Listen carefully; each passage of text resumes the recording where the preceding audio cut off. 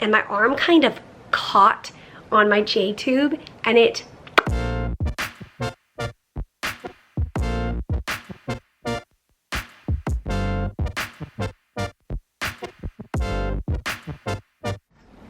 okay, let's find the feeding tube. Actually, I know where it is. My medical closet is atrocious right now. I mean, like, really bad. You ready for this? An entire box of enzymes. I had to pull this bucket down, and then prescriptions got put on top. I mean, you guys, I am going to get it under control. But for a moment, it's just gonna be crazy, and I have to be okay with that. Because guess what? You can't actually do everything. It's fact. I am grabbing the feeding tube replacement. Ta-da! And let's get this thing switched out. I switch mine about every 3 months. I'd have to look it up. I feel like this one's lasted longer. What I find is, well, my surgeon said people usually change it every 3 to 6 months. But we find that at around 3 months, I start getting a little bit of pain. Now, pretty soon after it was placed, I started having pain, and we went to the surgeon, and he said, it looks like you're starting to get buried bumper syndrome. So like the balloon inside was starting to press into my abdominal cavity. So we made a few adjustments, and now it's been, you know, it's been like 4 or 5 years, 4 years. Oh man, yeah. I think it feels, at least 4 years probably. Feels like an eternity ago because my health is so different now, but I think it's been about 4 years ago. Yeah, it's been, it has been such a, man, I guess like a peace of mind, both when I first got it to know like, oh, I don't have to force feed myself as much. I know my body's getting the calories it needs. But now I know, like, there have been migraines where I'm not able to drink. I'm not able to keep up with intake. And I hook up fluids through my feeding tube. I use it daily for liquid medication, and it's liquid medication that it was so nasty to take by mouth. And then when I got my J tube, I was like, can I put that through my J tube? And they were like, yeah, definitely. I was like, oh. So anyway, so something happened like a month ago. Yeah. Your feeding tube fell out? So my feeding tube has never fallen out, and I've heard of feeding tubes getting like yanked, like the dog's leg gets caught on the tube and it gets yanked out. It's never happened for me, and I knew the day would come eventually, and it sure did. It came. So I was in the bath. I like moved my arm, and my arm kind of caught on my J tube, and it popped right on out. And I looked down, and it's like in my bath water, and I was like, Peter, my J tube fell out. And what did you think? You thought I pranked you. Oh yeah. I was like, no. Because I thought she was pranking me. And in that split second, I grabbed it, I stood up, I reached in my drawer and pulled the balloon water out. I'll tell you in a second what had happened, but pulled it out so it was empty, and I shoved it back in. Because it didn't like fall on a public restroom floor or anything. It was in my bath, it was in water. And also, it happened so fast, I did not think about anything except get the tube in the hole. We interrupt this story time to bring you a word from our sponsors. Today's video is relevantly sponsored by AMT, the makers of Cinch. Okay, so you guys know that dealing with medical tubes of any kind, IV tubes, feeding tubes, dialysis tubes, yes. Any kind of tubes.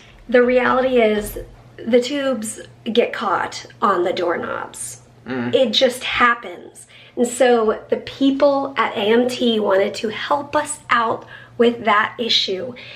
I've been using Cinch for a couple of years now, and what it is a tube securement device. The way it works, you clean off the skin, place the cinch and secure your tube. I love how this is silicone. It is not adhesive that goes on the tubing. I love that. It's easy to just take off, switch out your extension or whatever you need to do, and pop it back on. A few weeks ago, I was hooked up to my tube, and I was in the bathroom, I hooked it up, and I was walking out, and right as I turned, my tube got caught on like this doorknob. And I walked out, I walked into Peter's office, and I was like, the cinch literally just saved me. Because I had just hooked up and I walked away and it got yanked. So you guys know the reality. I've heard your stories and I know I'm not alone in this. And they just came out with a new size that I wanted to show you guys. So I used the large, or I have been using the large, and this is the medium. So you can see the size difference. The medium size cinch can hold a 4 French to 17 French. And then the large holds a 9 French to a 30 French. So and if you're like me and you have no idea what that means, smaller tube, bigger tube. So if you yourself or your kiddos or your friends or your family or anybody in your life has tubing that they have to deal with, I would love for you to tell them about Cinch and check out the link in the description to find out more information. Or you can reach out to your home supply company and ask them about getting Cinch. Be sure to check out their Q&A on the website if you have any specific questions. I think you'll find that really helpful. And back to the story time. I remember when they placed the J-tube, they said, if your tube falls out, you will put something in the hole and you will run. You will not walk. You will run to the emergency room. And I was like, yes, sir. Yes, ma'am. And I think that was, you know, before it's healed, it will close quick. Now, even when it's healed, even now, I believe they said like in an hour it will close. So those 40 seconds between when it fell out in the bath, I stood up and I put it back in. It went right back in. It was no problem. So here's what I think had happened. I don't check my water in my balloon every week. That's the recommendation. I don't personally do that. I did it at the beginning, and with my medical regimen, like, I don't miss my pills. That is something I don't compromise on, but I do not check the water in my balloon. It's been 4 years, it's been fine.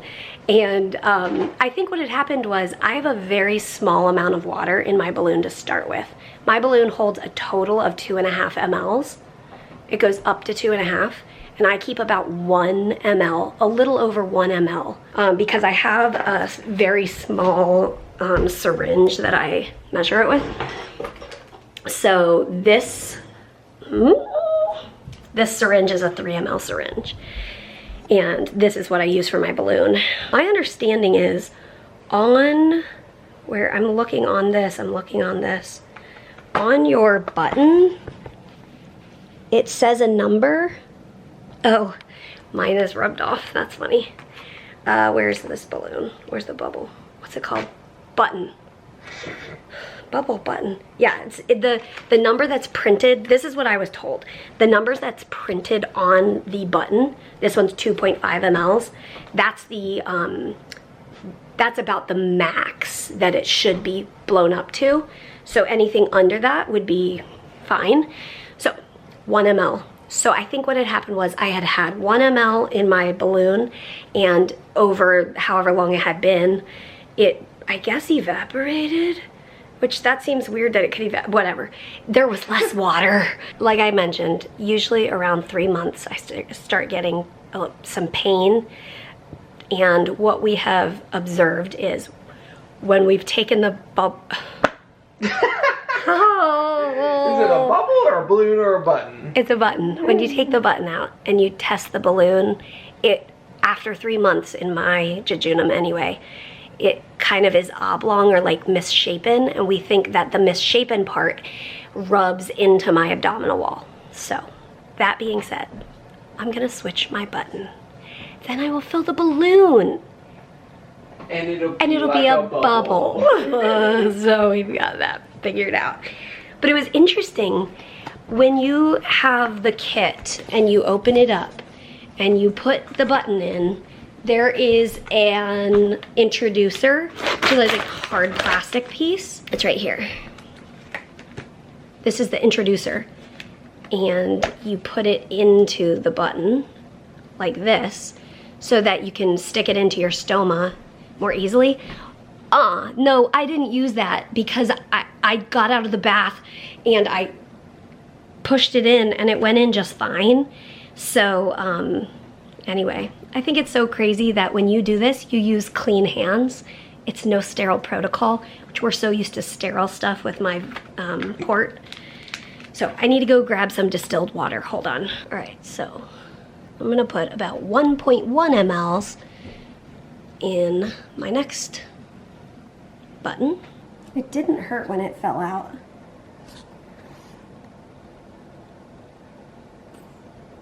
There it goes.